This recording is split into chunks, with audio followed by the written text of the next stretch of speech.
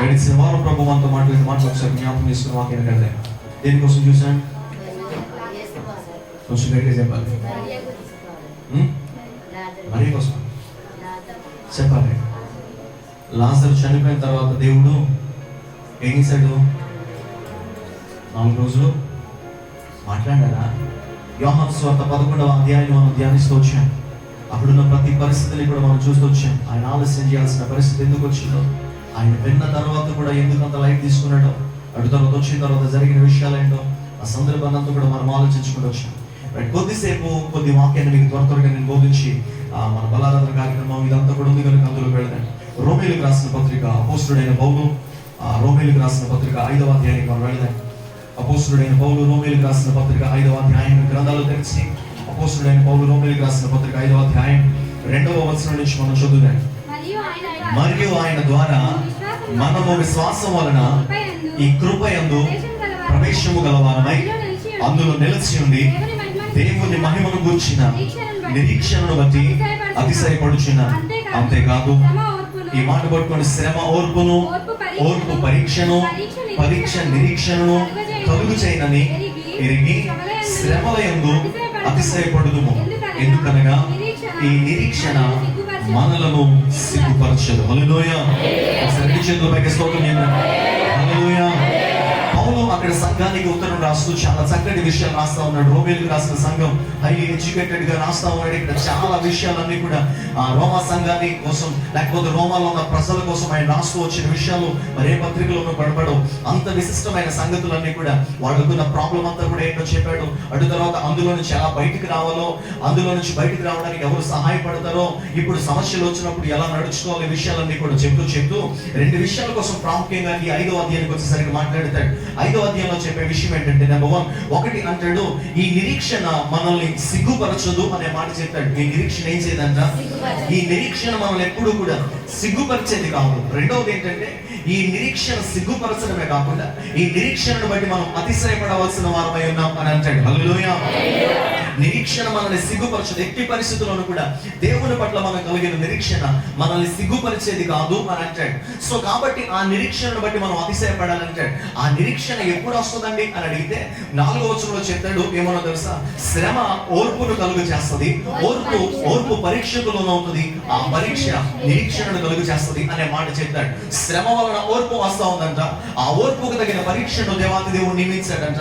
ఆ పరీక్ష వలన క్యారెక్టర్ అనేది, శీలం అనే మాట కింద కనబడుతుంది. నిరీక్షణ అనేది కలుగుచున్నది అనే మాట చెప్తాడు. ఆ కలిగిన నిరీక్షణ ఎట్టి పరిస్థితుల్లోనూ కూడా శ్రమల వలన, ఓర్పు వలన, పరీక్షల వలన మనకు వచ్చిన నిరీక్షణ ఏ రోజునూ కూడా మనల్ని సిగ్గుపరిచేది కాదు. హల్లెలూయా. హల్లెలూయా.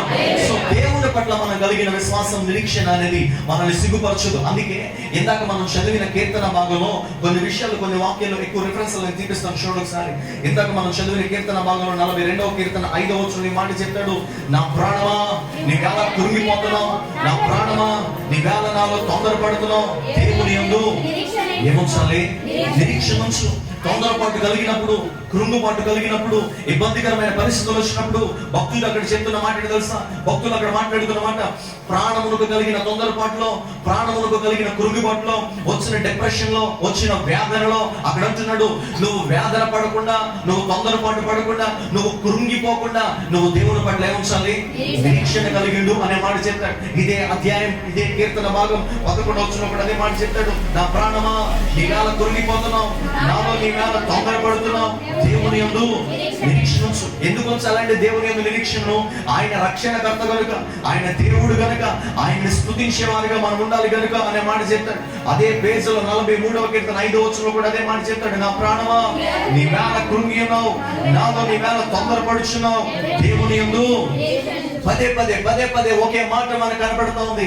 వీటన్నిటిలో కూడా మనం గుర్తు పెట్టుకోవాల్సిన మాట తెలుసా? ఎందుకు దేవుడు ఎన్నిసార్లు లైన్స్ ఉంచాడు తెలుసా? మానవుని బ్రతుకు కలుగుతున్న కృంగుబాటులో, మానవుని జీవితానికి వస్తున్న తొందరపాటైన పరిస్థితులన్నింటిలో కూడా మానవుడు అటు తొట్టిల్లిపోకుండా, అటు తొందరపడకుండా, అటు కృంగిపోకుండా వాడు చేయాల్సిందల్లా సజీవుడైన దేవుని పట్ల నిరీక్షణ ఉంచడం మాత్రమే. హల్లెలూయా. హల్లెలూయా. హల్లెలూయా.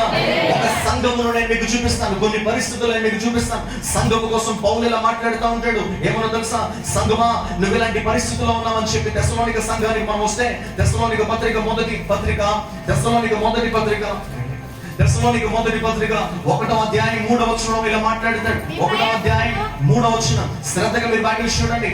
విశ్వాసముతో కూడిన మీ పని, ప్రేమతో కూడిన మీ ప్రయాస, మన ప్రభువైన యేసుక్రీస్తునందలి నిరీక్షణతో కూడిన మీ ఓర్పును మేము మన తండ్రి అయిన దేవుని ఎదుట మానక జ్ఞాపకం చేసుకొనుచు మా ప్రార్థన యందు మీ విషయమై విజ్ఞాపనము చేయుచు మీ అందరి నిమిత్తము ఎల్లప్పుడూ దేవునికి కృతజ్ఞతాస్తుతులు చెల్లించుచున్నాము అని అంటాడు. హల్లెలూయా. చెప్పాలి ఒకసారి, రెండు చేతులు పైకి.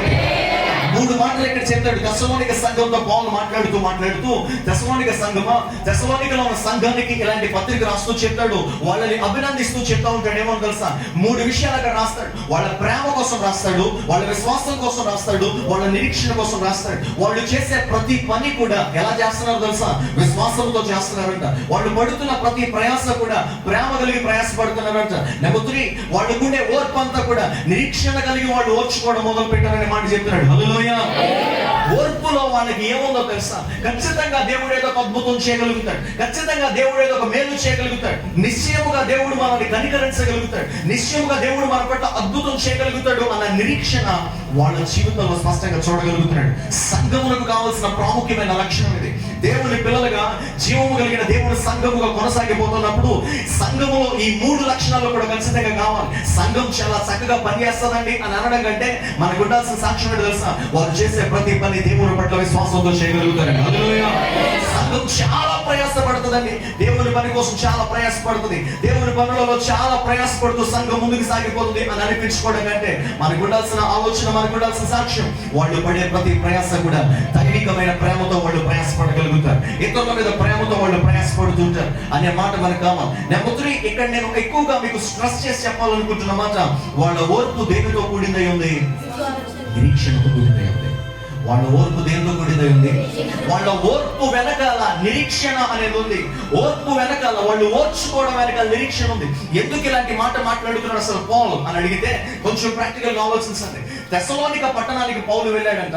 మీకు ఆల్రెడీ నేను గడిచిన దినాల్లో తెస్సలోనిక పట్టణాన్ని నేను మీకు చూపించాను, నీకు విషయాలన్నీ కూడా, ఫొటోస్ అవన్నీ కూడా చూపించాను. అది సముద్ర తీరంలో ఉన్న పట్టణం కనుక, ఒక సీ కోస్ట్ లో ఉన్న ప్రాంతం కనుక వ్యాపారం అనేది ఎక్కువ జరుగుతూ ఉండేది. పౌలు తెస్సలోనిక సంఘానికి, తెస్సలోనిక పట్టణంలోనికి వెళ్ళడం కూడా ఒక వ్యాపార ఉద్దేశంతో వెళ్ళి అక్కడున్న వాళ్ళందరికీ కూడా కొద్ది కాలం సువార్త ప్రకటించడం మొదలు పెట్టాడు. ఒక ఇల్లు చూశాడంట, ఆ ఇంట్లో కొద్ది కాలం సువార్త చెప్పడం మొదలు పెట్టాడు. ఎవరింట్లో సువార్త చెప్పాడండి అని అంటే యాసోను అనే వ్యక్తి ఇంట్లో. ఎవరింట్లో? యాసోను అనే వ్యక్తి ఇంట్లో వాళ్ళు కొద్ది కాలం వాళ్ళు ఒక చోట కూడుకుని సువార్త చేయడం మొదలు పెట్టారు. నేను కథ చెప్పట్లే. అతడు తెస్సలోనిక పట్టణానికి వెళ్ళినట్టు అపోస్తుల కార్యములు 17వ అధ్యాయంలోకి మనం వెళితే, అపోస్తుల కార్యాలు 17వ అధ్యాయం 1వ వచనాన్ని నేను చదువుతున్నాను చూడండి. వారు అంపిఫోలి అపోలోనియు పట్టణముల మీదుగా వెళ్ళి ఎక్కడికి వచ్చానంట? తెస్సలోనిక పట్టణానికి వాళ్ళు వచ్చారు. పౌలు, సైలస్, తిమోతి వీళ్ళందరూ కూడా, పౌలు, శీల, తిమోతి వీళ్ళందరూ కూడా తెస్సలోనికకు వచ్చారు. తెస్సలోనికకు వచ్చిన తర్వాత అక్కడ కొద్ది కాలం సువార్త ప్రకటించడం మొదలు పెట్టారు. 4వ వచనం, వారిలో కొందరును భక్తి పరులకు గ్రీసు దేశంలో చాలా మంది ఘనత గల స్త్రీలలో అనేకులను ఒప్పుకొని పౌలు, శీలతో కలుసుకొని వాళ్ళు ప్రభువును ఆరాధిస్తుండేవారు. సో తెస్సలోనికలో ఇలా ప్రారంభించబడింది సంఘం, తెస్సలోనికలో ఇలా నడిపించబడుతుంది సంఘం. పౌలు, అపోస్తుడైన పౌలు బోధన అందిస్తా ఉన్నాడు. అక్కడున్న వాళ్ళందరూ కూడా బోధలో స్థిరపరచబడతా ఉన్నారు.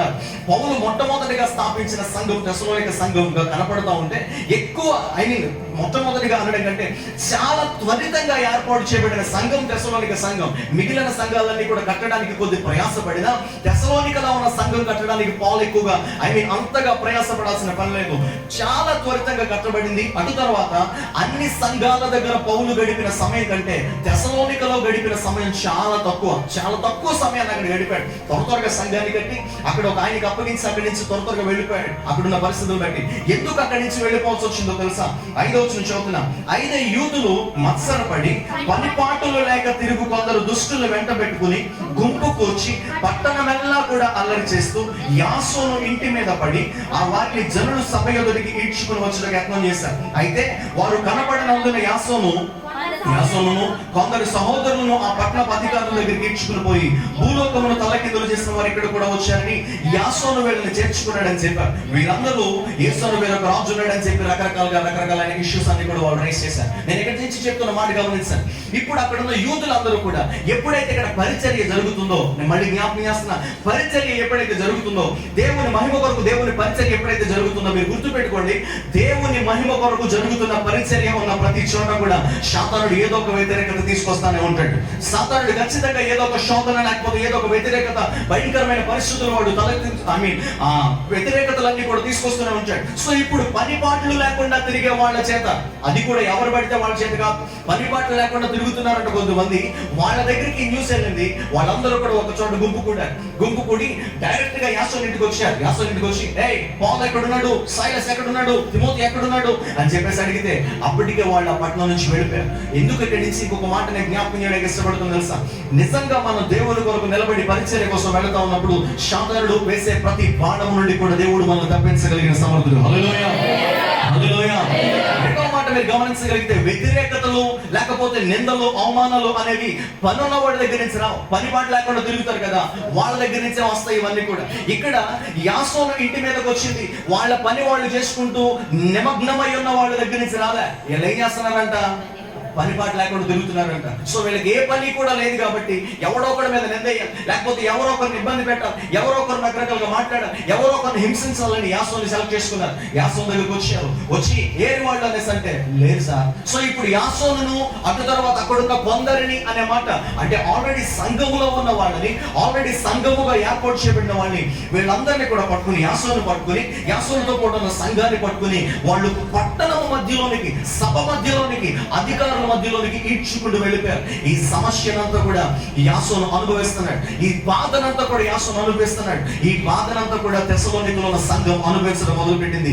ఈ సమస్యను అనుభవిస్తూనే, ఈ బాధను అనుభవిస్తూనే, ఈ శ్రమను అనుభవిస్తూనే, దేవుని కొరకైన నిందను అనుభవిస్తూనే ఉన్నాడు. వీళ్ళు ఓర్చుకుంటూనే ఉన్నారు. ఇప్పుడు యాసోను దగ్గరికి వెళ్ళి, ఇవన్నీ దగ్గరికి వెళ్ళి, మీరు ఎందుకు ఓర్చుకుంటున్నారయ్యా, ఎందుకు మీరు ఇలా ఉండాల్సి వస్తుందంటే, మా ఓర్పు వెనకాల మాకు ఒక నిరీక్షణ ఉంది అంటారు. హల్లెలూయా, హల్లెలూయా.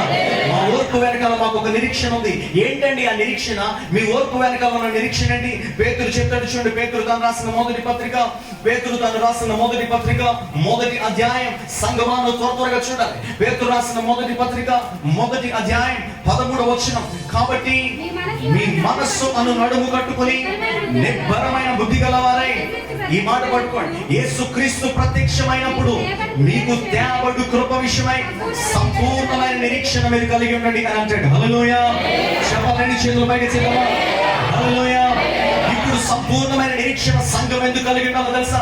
అక్కడ తెస్సలోనికలో ఉన్న సంఘం, యాసోను కానీ అక్కడ ఉన్న కొద్ది మంది కానీ వాళ్ళు నిరీక్షణ కలిగి ఉండడానికి, లేకపోతే ఈ రోజున పరిశుద్ధాత్మ దేవుడు మనతో మాట్లాడుతూ మీరు సంపూర్ణమైన నిరీక్షణ కలిగి ఉండడానికి అనడానికి గల కారణం తెలుసా? నీవు కలిగిన నిరీక్షణ 2 పనులు చేస్తుంది. నెంబర్ 1, ఒకటి యేసుక్రీస్తు ఎదుట నేను ప్రత్యక్షపరిస్తే, రెండవది ఏంటో తెలుసా? ఆ యేసుక్రీస్తు నీకు ప్రత్యక్షమైనప్పుడు ఆ దేవుడు నీకు విశేషమైన కృపను గ్రహించేటట్టుగా చేస్తాడు. ఇది మనుషుల చేత అనుగ్రహించబడు కృప కాదు. ఇది మనుషుల దగ్గర నుంచి వచ్చే ఆలోచన కాదు. ఇది మనుషుల దగ్గర నుంచి అనుగ్రహించబడుతున్నది కాదు. కానీ అక్కడ చెప్తున్నాడు, యేసుక్రీస్తు ప్రత్యక్షమైనప్పుడు మీకు అనుగ్రహించబడు, మీకు తేవడు కృపను బట్టి మీరు ఏమై ఉండాలో తెలుసా? మీరు నిరీక్షణ కలిగి ఉండాలి.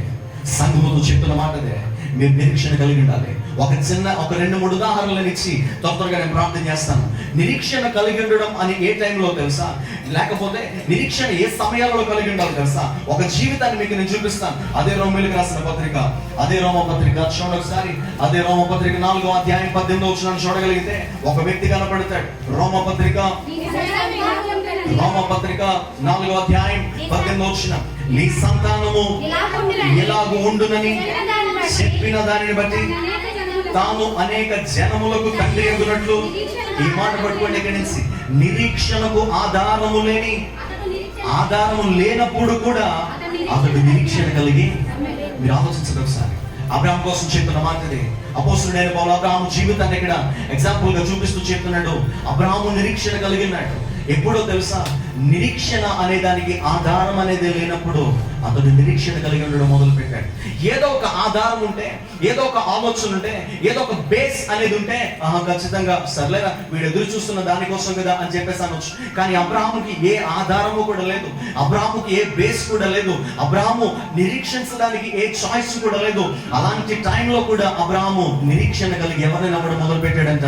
దేవుణ్ణి నమ్మడం మొదలు పెట్టాడు. ఇంకొక మైకి దేవుణ్ణి నమ్మడం మొదలు పెట్టాడు. అతని నిరీక్షణకున్న ఆలోచన మీరు అతని నిరీక్షణ గమనించగలిగితే ఏ లెవెల్లో దేవుణ్ణి నమ్మాడో, ఏ లెవెల్లో దేవుణ్ణి విశ్వసించాడో ఒక 2-3 మాటలు నేను జ్ఞాపకం చేస్తాను. ఒకసారి త్వరగా ఒక 2-3 మాటలు మీకు నేను తెలియజేస్తాను. కొంచెం జాగ్రత్తగా నా మాటలు మీరు వింటున్నాండి. ఆదికాండం 22వ అధ్యాయానికి మనం వెళితే, ఆదికాండము 22వ అధ్యాయానికి మనం వెళదాం. ఆదికాండం 22వ అధ్యాయం 5వ వచనాన్ని ఒకసారి మనం త్వరగా చూద్దాం. ఆదికాండం 22వ అధ్యాయం 5వ వచనం కరెక్ట్ చేశారు. తన పని వారితో ఈ మాట చెప్తున్నాడు, ఏమని?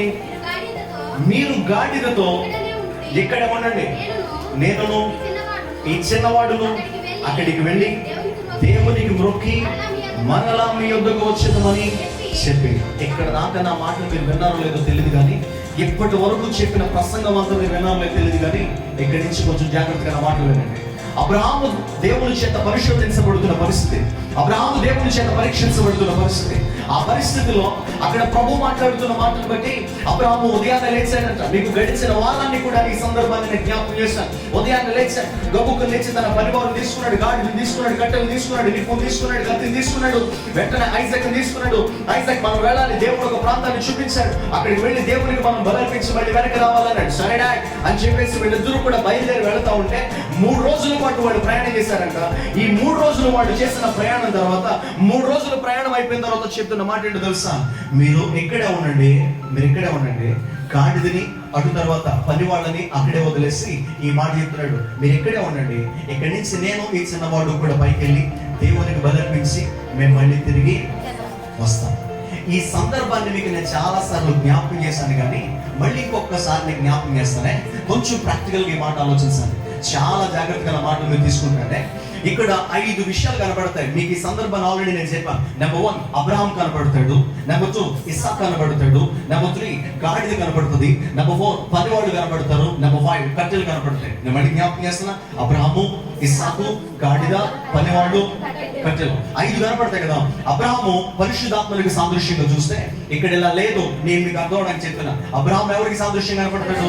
పరిశుద్ధాత్మనికి. ఇస్సాకు నీకు నాకు సాదృశ్యంగా కనపడతాడు. గాడిద సేవకులకి సాదృశ్యంగా కనపడుతుంది. నేను మాట్లాడుతున్నది కరెక్టే, గాడిద సేవకులకి సాదృశ్యంగా కనపడుతుంది.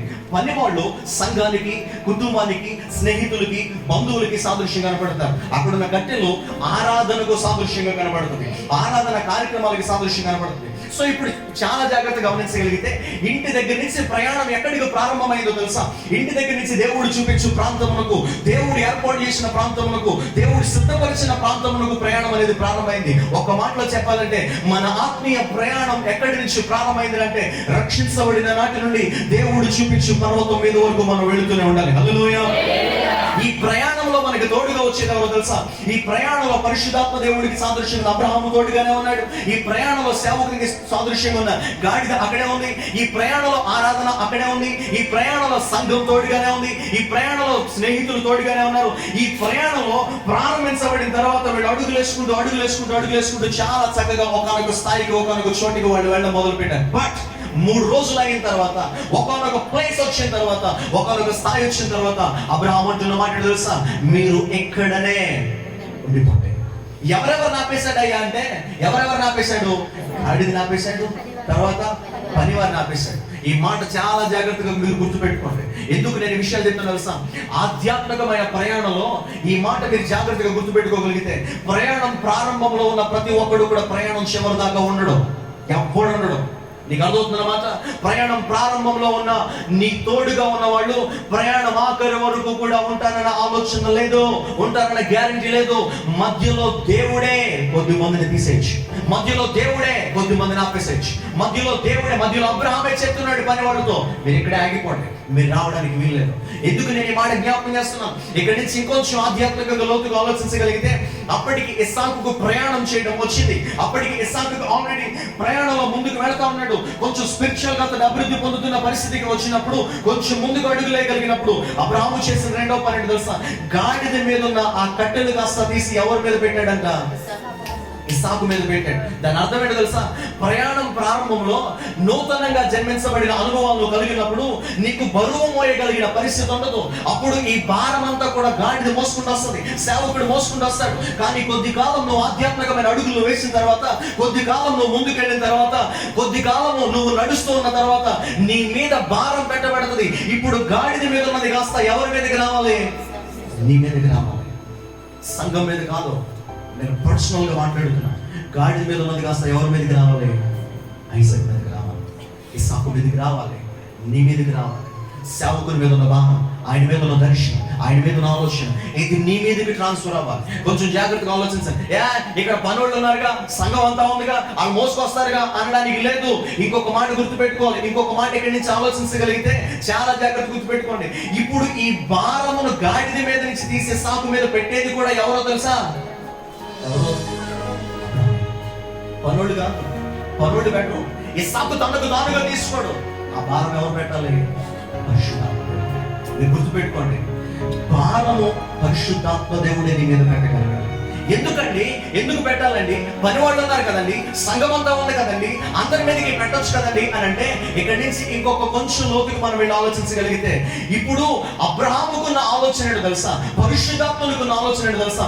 ఇప్పుడు గాడిద మీద నుంచి భారాన్ని తీసి ఇస్సాకు మీద పెట్టడానికి గల కారణం, ఇప్పుడు గాడిదని కొండ మీదకి తీసుకెళ్లాలన్న ఆలోచన కాదు అబ్రహాముది, పని వాళ్ళని కొండ మీదకి తీసుకెళ్లాలన్న ఆలోచన కాదు అబ్రహాముది, ఇప్పుడు చుట్టూ ఉన్న వాళ్ళని కొండ మీదకి తీసుకెళ్లాలన్న ఆలోచన కాదు అబ్రహాముది. అబ్రహాముకున్న ఆలోచన ఇస్సాకును మాత్రమే కొండ మీదకి తీసుకెళ్ళాలి. అంటే దాని అర్థం ఏంటో తెలుసా? పరిశుద్ధాత్మ దేవుడు ఎవరినైతే ఆ ఉన్నతమైన స్థితికి తీసుకెళ్ళడానికి ఇష్టపడుతున్నాడో వారి మీద మాత్రమే తన భారాన్ని మోపుతాడు, వారి మీద మాత్రమే తన భారాన్ని మోపుతాడు.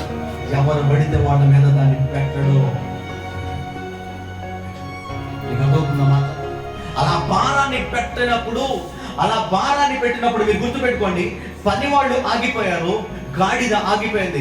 ఒక్కసారిగా సడన్ గా భారం ఎందుకు మీద పడిందో ఇస్సాకుకు తెలియలేదు. పని వాళ్ళు ఎందుకు ఆగిపోయారో తెలియదు. డాడీ ఎందుకు పని వాళ్ళని రావద్దన్నాడో తెలియదు. ఎందుకు మోసే గాడిదను కూడా తీసుకురావద్దన్నాడో తెలియదు. ఎందుకు ఒక్కసారిగా భారం పెట్టేసారో తెలియదు. ఒకంత మనుషులు, లేకపోతే అప్పటిదాకా పెచ్చబాటి సరదాగా మాట్లాడుకుంటూ వచ్చిన మనుషులు దూరం అయిపోయారన్న బాధ ఒకటైతే, భారం పడిపోయిందన్న బాధ ఒకటైతే, వీళ్ళెవరు ఎందుకు రావట్లేదు అని అడిగే పరిస్థితి ఐజాక్ దగ్గర లేదో, అడగలేడు. అయితే గుర్తుపెట్టుకోండి, అలా బాధతోటి, అలాంటి భారంతోటి, అలాంటి ఆలోచనతోటి వెళ్ళిపోతున్నాడు. ఒకంత మనం ఆలోచించగలిగితే, ఈ సీన్ లోకి పదే పదే మనం గమనించుకుంటూ ఆలోచించగలిగినప్పుడు, అక్కడ వరకు ఉన్న ఇంకొంచెం లోతుగా నేను ఆలోచించుకుంటూ వెళ్ళి నాకు అర్థమైన విషయం ఏంటో తెలుసా? నిజంగా ఈ భారం అంతా పెడుతున్నప్పుడు శారం అక్కడ ఉంటే ఒప్పుకుంటుందా? చెప్పలేదా? అక్కడ ఒప్పుకుంటే ఒప్పుకుంటుందా?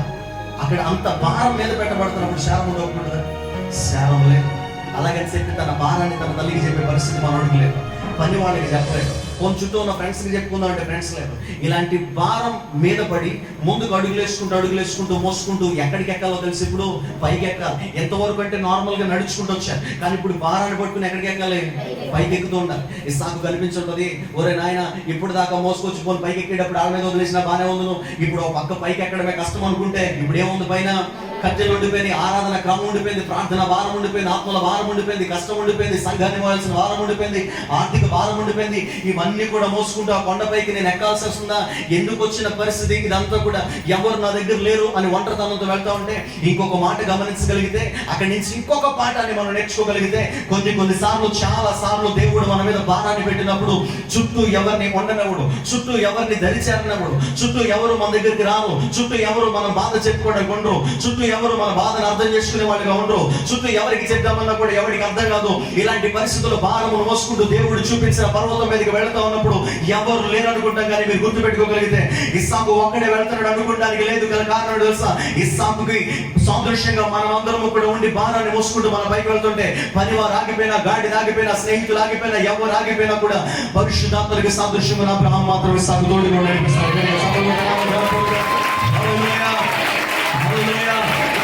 పరిశుద్ధాత్మ దేవుడు మాత్రం ఏ క్షణంలో విడిచిపెట్టకుండా పైకి వెళ్ళేంత వరకు తోడుగానే ఉన్నాడు. ఇంకొక మాట ఎక్కడి నుంచి ఆలోచించాలి అని అంటే, ఈ సాకు మీద భారం ఉండి మోసుకుని వెళ్తా ఉంటే అబ్రహాం ఏమైనా ఖాళీగా వెళ్తున్నాడంటే లేదు. అబ్రహాము చేతిలో ఒక చేతిలో నిప్పు ఉందంట, ఒక చేతిలో కత్తి ఉందంట. ఇప్పుడు నిప్పును కత్తిని ఎవరు మోసుకొస్తా ఉన్నారు? చెప్పాలి ఎవరు? పరిశుద్ధాత్మ దేవుడు మోసుకొస్తాడు. అబ్రహాం మోసుకొస్తాడు. ఎందుకు ఈయనే మోసుకురావాలి? అవి కూడా ఇస్సాకు చేతిలో పెట్టేసి దగ్గర రోజులు పోదులు అని నేను అనుకున్నా. ఇస్సాకు చేతిలో పెట్టేసి ఎంత భారం పెట్టినోడు నిప్పు కత్తి పెట్టలేడా? ఈ నెత్తి మీద బరువంతా పెట్టేస్తే చేతులు ఖాళీగానే ఉంటాయి కదా. ఓ చేతిలో నిప్పు చేతిలో కత్తి పెట్టేసి కదా అంటే లేదు. భారం మీద ఉన్నప్పుడు గుర్తుపెట్టుకోగలుగుతామా? ఆత్మల భారం అనేది నువ్వు కలిగి ఉండడానికి ఇష్టపడినప్పుడు, సంఘ భారం అనేది నువ్వు కలిగి ఉండడానికి ఇష్టపడినప్పుడు, పరిచర్య భారాన్ని నీ మీదికి తీసుకోవడానికి నువ్వు ఇష్టపడగలిగినప్పుడు నీకు తోడుగా పరిశుద్ధాత్ముడు ఉంటాడు. ఆయన నీ వెనకాల 2 వస్తువులు తీసుకుని వస్తాడు. నెంబర్ 1, ఒకటి నిప్పు, రెండవది కత్తి. ఏంటయ్యా కత్తి అంటే, ఎవడైతే భారమును మోసుకుంటూ వెళ్తాడో పరిశుద్ధాత్మ దేవుడు ఆత్మ ఖడ్గములకు సాదృశ్యమైన వాక్యముతో వాడికి తోడుగానే ఉంటాడు. హల్లెలూయా, హల్లెలూయా. రెండవది కొంచెం లోతుగా ఆలోచించాలంటే, నిప్పును కూడా పట్టుకుని వస్తున్నాడంట. ఎందుకు కత్తి నిప్పు పట్టుకుని వెళ్ళాలంటే, వీళ్ళ కొండ మీదకి వెళ్తా ఉన్నారు కదా. కొండ మీద ఏదైనా జంతువులు వస్తాయి, కొండ మీద నుంచి ఏదైనా సింహం లాంటిదో, కొండ మీద లాంటిది ఏదైనా ప్యాంథర్ లాంటిదో, పులి లాంటిది ఏదైనా వస్తే, కొండ మీద ఏదైనా సర్పం లాంటిది వస్తే, ఇప్పుడు భారము మీద ఉంది కాబట్టి ఇస్సాకు పోరాడగలడంటే ఇస్సాకు పోరాడలేడు. ఇప్పుడు ఎవరు పోరాడతారు? గుర్తుపెట్టుకో, ఆయన మోపిన భారాన్ని నువ్వు జాగ్రత్తగా మోసుకుంటూ పైకి వెళ్తే నువ్వు పోరాడాల్సిన పనులే నీ కష్టాల్లో. ఎవరు పోరాడతారు? ఈ విశ్వాసం కావాలి, ఈ నిరీక్షణ కావాలి అని చెప్పేవాళ్ళు. ఓకే, ఇప్పుడు ఒకటి కత్తిని పట్టుకుని ఆయన తోడుగా ఉంటే, నెంబర్ 2 నిప్పును పట్టుకున్నాడంట. నిప్పెందుకు పట్టుకోవాలండి? ఒకవేళ కత్తితో సెటిల్ అవ్వకపోతే ఇష్యూ. కొన్ని జంతువులు నిప్పును చూస్తే ఏమవుతాయి? పారిపోతాయి. ఇప్పుడు నిప్పు దేనికి సాదృశ్యంగా కనపడుతుంది తెలుసా? పరిశుద్ధాత్మ అగ్నికి సాదృశ్యంగా కనపడుతుంది. ఇప్పుడు భారము మోసుకుంటూ నువ్వు పైకెత్తానే ఉండాలి. ఎవడు ఆగిపోయినా నువ్వు ఆగడానికి వెళ్ళలేదు. నువ్వు అలా పైకి ఎక్కుతూ వెళ్ళడానికి ఇష్టపడతా ఉంటే, ఒకటి వాక్యమైన ఖడ్గముతో నీకు తోడుగా దేవుడు ఉంటాడు. నెంబర్ 2, తన పరిశుద్ధ అగ్ని చేత నిన్ను కాపాడుతూ పైకి నడిపిస్తాడు. హల్లెలూయా, హల్లెలూయా. అంటే కొంచెం జాగ్రత్తగా గమనించండి. ఇదంతా చెప్పడానికి నాకు ఉద్దేశం ఒకటే. 5వ వచనం అంటాడు, మీరెక్కడే ఉండండి, నేను ఈ కొడుకు పైకి వెళ్తాను, దేవునికి బలర్పిస్తాను, దేవునికి మొక్కి మరలా మీ యొద్దకు మేము వస్తాం. అబ్రహాముకు నా నిరీక్షణ ఏంటయ్యా? ఏ ఆధారము కూడా లేదు అక్కడ ఏం జరుగుతుందో దేవుడు చెప్పలేదు. ఎందుకు నడిపిస్తున్నాడు అని అడిగితే, అబ్రహాముని ఎవరైనా అడిగితే బయట బాధ చెప్పుకోలేని పరిస్థితి. ఇప్పుడు తన లోపల ఉన్న ఆలోచన ఒకటే, తీసుకెళ్ళాలి, కొడుకును బలిగా అర్పించాల్సిన పరిస్థితి. ఇప్పుడు ఇలాంటి సిచ్యువేషన్ ఉన్నప్పుడు ఇప్పుడు చెప్తున్న మాట, మేము వెళతాం, మళ్ళీ మేము ఖచ్చితంగా తిరిగి వస్తాం. ఏంటంత నిరీక్షణ నీకు, ఏంటంత ఆలోచన నీకు అని అడిగితే, మునుపు అధ్యాయాలన్నీ కూడా మనం ఇప్పుడు తీయదు, జాగ్రత్తగా ధ్యానించుకుంటూ వెళితే కనపడుతుంది అబ్రహాముకున్న ధైర్యం ఏంటో, అబ్రహాముకున్న ఆలోచన ఏంటో. ఒకసారి లోతునంట 5 రాజులు కలిగి కిడ్నాప్ చేసుకుని వెళ్ళిపోయారు. ఎంతమంది? 5 రాజులు కలిపి 14వ అధ్యాయం మాటలన్నీ కూడా కనపడతాయి. 5 రాజులు కలిపి కిడ్నాప్ చేసి తీసుకుపోతే, ఇప్పుడు 5 రాజులు అంటే 5 రాజ్యాలంటే 5 సైనికులు, 5 రాజులకున్న సైనికులు అంటే ఎంతమంది బ్యాచ్ ఉంటారు? ఇప్పుడు అబ్రహాము యుద్ధానికి వెళ్ళడం మొదలు పెట్టాడంట. ఈ 5 రాజుల దగ్గరికి యుద్ధానికి వెళ్ళడం మొదలు పెట్టాడు. ఈ 5 రాజుల మీద కూడా పోరాటానికి వెళ్ళడం మొదలు పెట్టాడు. పోరాడి ఎక్కడికి వెళ్తున్నారండి అబ్రహాం గారు? మీరు ఎంత సీరియస్ వెళ్ళిపోతున్నారు, మీరు ఎంత చాలా కోపం వెళ్ళిపోతున్నారు, ఎంత స్పీడ్ వెళ్ళిపోతున్నారు ఎక్కడికంటే, అబ్బాయి లేదురా, లోతుని కిడ్నాప్ చేశారు, సో కాబట్టి నేను వెళ్ళి లోతుని తీసుకోదాం అనుకున్నాను. ఎంతమంది వేసుకెళ్తున్నారు సార్? 14వ అధ్యాయం 14 వచ్చిన చూడండి ఒకసారి. ఆదికాండం 14వ అధ్యాయం 14 వచ్చిన. అబ్రహాము తన తమ్ముడు చెరపట్టబడినని విని, ఈ మాట పట్టుకోండి, తన ఎంట పుట్టి అలవరచబడిన 318 మందిని వెంట పెట్టుకుని ఆ రాజులు ఏం చేశాడంట? మీరు గుర్తుపెట్టుకోండి ఒకసారి. ఎంతమంది వేసుకెళ్ళాడు? ఎంతమందిని? 318 మందిని వేసుకెళ్ళి ఎంతమంది రాజులు దొరుకుతున్నాడంట? ఆలోచించండి ఒకసారి. రాజులు తరమడం అంటే చిన్న విషయమా? రాజులు తరమడం అంటే, రాజుల్ని తన రాజ్యాన్ని లేకపోతే వెనుకున్న సైన్యాన్ని తరమడం అంటే చిన్న విషయం. అది సరదాగా అనుకునే మాట కాదు. తీసుకెళ్ళిపోతే లోతు కూడా బయటికి రాలేనటువంటి పరిస్థితుల్లో కేవలం 318 మందిని ఇప్పుడు అబ్రహాం దగ్గరికి వెళ్ళి, ఏంటి సార్ రాజులలో పెద్ద పెద్ద సైన్యాలు ఉన్నాయి, మీరు ఎంతమందిని వేసుకెళ్తున్నారంటే, ఇప్పుడు అబ్రహాం చెప్పే మాట ఏంటో తెలుసా? అరే నాయన, ఇప్పుడు 5 రాజులు అక్కడ కనపడుతున్నారు, పెద్ద సైన్యం అక్కడ కనపడుతుంది, ఇక్కడ వీళ్ళు తక్కువ మంది కనపడుతున్నారు. వాళ్ళకే ఉన్న తేడా ఏంటో తెలుసా? ఇప్పుడు వీళ్ళందరూ కూడా నా దగ్గర పెరుగుతున్నారు. ఏముందండి మీ ఇంటికాడ అంటే, మా ఇంటికాడ దేవుని కొరకు కట్టబడిన బలిపీఠం ఉంటుంది. హల్లెలూయా, ఇంటికాడ ప్రతి దినము దేవుని దగ్గర నుంచి దర్శనం ఉంటుంది. మా ఇంటి దగ్గర ప్రతిరోజు దేవుని వాక్కు నిలబడుతుంది. మా ఇంటి దగ్గర ప్రతిరోజు కూడా ఆరాధనలు జరుగుతాయి. మా ఇంటి దగ్గర ప్రతిరోజు కూడా దేవునికి బలార్పణలు జరుగుతాయి. మా ఇంటి దగ్గర దైవికమైన సన్నిధి ఉంది. మా ఇంటి దగ్గర దేవుని వాతావరణం ఉంది. వాళ్ళందరూ కూడా ఆహారాలు తిని బలపరచబడ్డారేమో, వాళ్ళందరూ కూడా ఏదో శుభ్రంగా పోతులాగా తినేసి, లేకపోతే బిర్యానీ తినో, లేకపోతే చికెన్ తినో, సంథింగ్ ఏదో తిని వాళ్ళు యుద్ధానికి వచ్చి బలం తెచ్చుకున్నారేమో, వాళ్ళందరూ కూడా ట్రైన్ అయ్యారేమో. కానీ వీళ్ళ పరిస్థితి అది కాదు. వీళ్ళు దైవికమైన సన్నిధి చేత బలపరచబడిన వాళ్ళు, వీళ్ళు దైవికమైన ప్రసన్నతతో నింపబడిన వాళ్ళు. వీళ్ళు వాళ్ళ బలం తిండి వల్ల వస్తే, వీళ్ళ బలం దేవుని కృప వల్ల వచ్చింది. వాళ్ళ బలం ఏదో ఆహారం వల్ల వస్తే, వీళ్ళ బలం పరలోకం నుండి దిగి వచ్చింది. సో కాబట్టి అంతమంది సైన్యం ఉన్నా కూడా వీళ్ళ పరలోకం నుండి శక్తి పొందుకున్నారు. కాబట్టి అంతమంది అవసరం లేదు సార్ అని చెప్పి వీళ్ళు 318 మంది కూడా వెళ్ళి 5 రాజులను తరమడం మొదలు పెట్టారు. 5 దేశాలను తరమడం మొదలు పెట్టారు. 5 ప్రాంతాలను వీళ్ళు స్వాధీనపరుచుకున్నారు. వీళ్ళు మళ్ళీ సంతోషంగా తిరిగి లోతును పట్టుకుని రావడం మొదలు పెట్టారు. హల్లెలూయా, హల్లెలూయా. కొంచెం చాలా జాగ్రత్తగా ఇక్కడి నుంచి ఆలోచించండి. ఈ మాట నేను ఎందుకు జ్ఞాపకం చేస్తుంది తెలుసా? ఇప్పుడు లోతును పట్టుకుని వెనక్కి వచ్చిన తర్వాత లోతుని అలా విడిచిపెట్టి ఎప్పటికైనా జాగ్రత్తగా ఉండరా నాయన అంటే మళ్ళీ సొదొమ గొమొర్రా పట్టణానికి వెళ్ళాడు. మళ్ళీ ఆ పట్టణంలోకి వెళ్ళి అక్కడ తెచ్చేసి కూర్చున్నాడంట. మళ్ళీ ఆ పట్టణంలో ఉన్నాడంట. ఇప్పుడు మళ్ళీ రెండవసారి దేవుడు అబ్రహామును దర్శించినప్పుడు, దేవుడు అబ్రహాము గృహానికి ఒక మానవ రూపాన్ని ధరించి ఒక దేవదూత రూపంలో వచ్చి భోజనం చేయడానికి ఇష్టపడినప్పుడు ఆయన భోజనం పెట్టేసి అంతా కూడా చక్కగా కూర్చుని శుభ్రంగా మాట్లాడి, ఇప్పుడు అబ్రహాముకి దేవునికి మధ్య వాదన జరుగుతుంది. అబ్రహ్మ సొదొమ గొమొర్రాని కాల్చేద్దాం అనుకున్నానయ్యా అంటే, ఇప్పుడు అబ్రహ్మ అంటాడు, సార్ ప్లీజ్ సార్ ఒక 50 మందితో వదిలేస్తారా? ప్లీజ్ కొంచెం ఆలోచించండి. ఓ 40 మందితో వదిలేస్తారా? అలా కాదు సార్. ఓ 40 మందితో వదిలేస్తారా? ఓ 30 మందితో వదిలేస్తారా? కనీసం 10 మందితో వదిలేస్తారా? సర్లే 10 మందితో వదిలేస్తానులే అని చెప్పేసి అన్నాడు. ఇప్పుడు చాలా జాగ్రత్తగా గమనించండి. ఆ సొదొమ గొమొర్రా పట్టణాన్ని అంతటిని కూడా నాశనం చేసేటప్పుడు ఈ మాట రాయబడి ఉంటుంది. దేవుడు అబ్రహామును జ్ఞాపకము చేసుకుని లోతు కుటుంబాన్ని బయటికి తీసుకొచ్చి, మీకు అర్థమవుతుందా? అప్పుడు సొదొమ గొమొర్రా మీద అగ్ని గంధకములను కురిపించడం మొదలు పెట్టాడు. ఈ మాట నేను మీకు ఎందుకు జ్ఞాపకం చేస్తున్నా తెలుసా? లోతు అబ్రహాముకి సొంత కొడుక చెప్పటారా? కాదు కదా. సొంత కొడుకు కాని వాడి కోసం 5 రాజులు వేసుకుని, 318 మంది వేసుకుని వెళ్ళాడంట. సొంత కొడుకు కాని వాడి కోసం దేవునితో పోరాడాడంట. పోనీ అక్కడితో అలా వదిలేస్తే బ్రతికించగలిగాడు.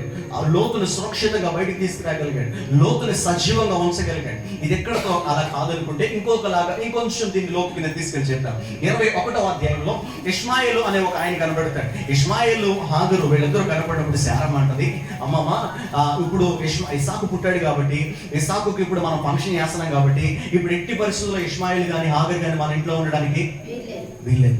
అర్జెంటుగా నువ్వు ఇక్కడి నుంచి ఏమని పంపించాయి. అర్జెంటుగా నువ్వు ఇక్కడి నుంచి పంపించాయి. నాకు ఒక్కోసారి చాలా సార్లు ఇది చదివినప్పుడు అనిపిస్తుంది, ఒక్కొక్కసారి దేవుడు కూడా ఫ్యామిలీ మ్యాటర్స్లో ఇన్వాల్వ్ అవ్వడేమని భయం వేస్తుంది. ఎందుకో చెప్పనా? వాస్తవంగా ఎప్పుడు కూడా ఒక్కొక్కసారి దేవుడు ఇన్వాల్వ్ అయితే పద్ధతి వేరేలా ఉంటుంది. ఒక్కొక్కసారి దేవుడు ఇన్వాల్వ్ అవ్వకపోతే పరిస్థితి ఒకలా ఉంటుంది. నేను సరదాగా మాట్లాడుతున్నాను, కొంచెం దీన్ని జోయల్ గానే ఆలోచించండి, ఓకేనా? మోషే మీద మిరియాము అహరోను మాట్లాడుకున్నప్పుడు దేవుడు చాలా కోపం దిగి వచ్చాడు. వచ్చేసి ఏం ఆడుకుంటారు మీరు, వాడి కోసం ఏం ఆడుతున్నారు అని చెప్పేసి అన్నాడు. అంతేనా?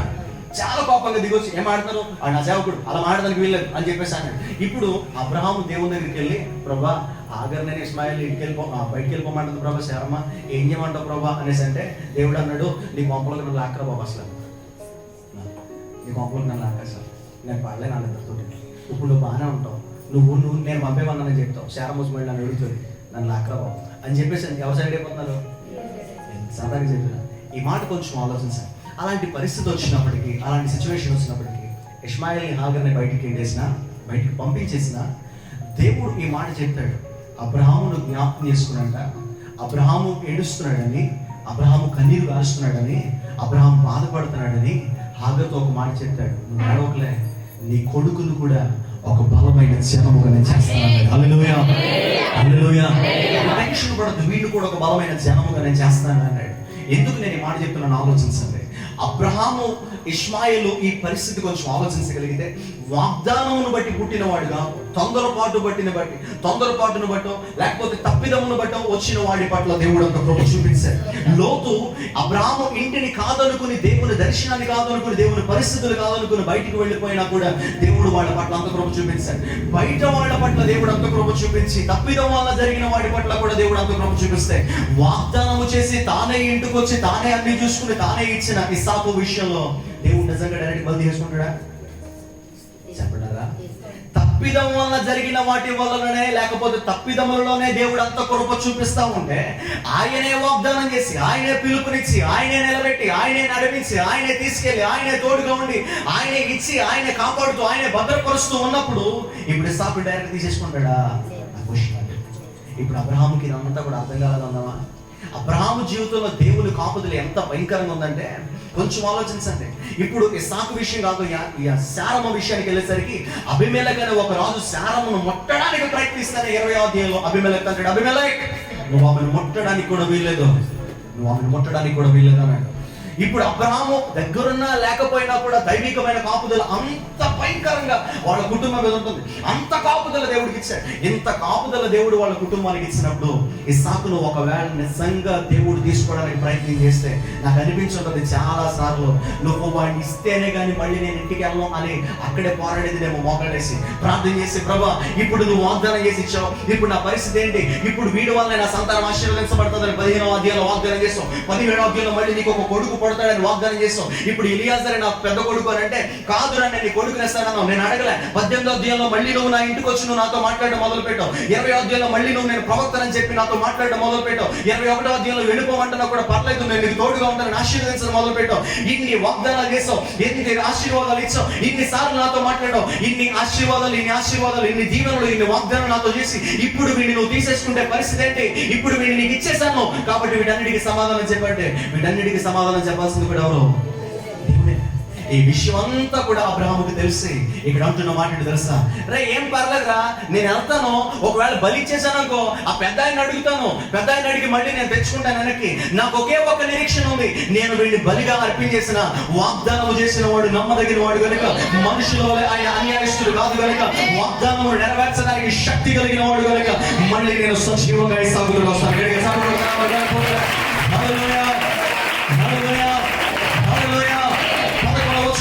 దేవుడు మాట్లాడడం మొదలు పెట్టాడు. రెండవ మారు దేవుని దూత అబ్రాహాముకు ప్రత్యక్షమై, అబ్రామా వెంటనే వెనక్కి తీసేయ, ఇందు నిమిత్తం నువ్వు దేవునికి భయపడేవాడు అని నాకు అర్థమైంది, కాబట్టి నువ్వేమాత్రం ఒకటి ఇస్సాకును బలివ్వాల్సిన పని లేదు.